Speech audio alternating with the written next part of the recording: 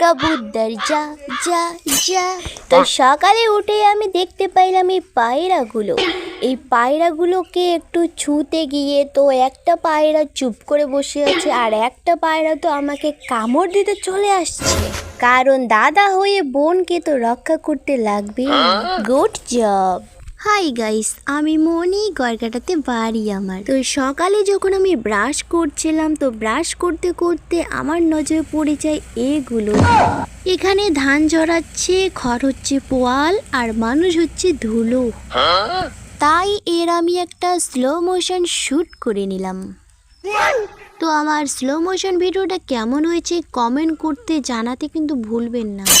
তারপর খাবারের মেনুতে কি ছিল তোমাদের সামনে শেয়ার করি সেটা। সিম ভাজা ছিল, কবির ঘন্ট আর মাংস। ডাল ছিল, ডাল আমি খাই না তাই আমি নেই।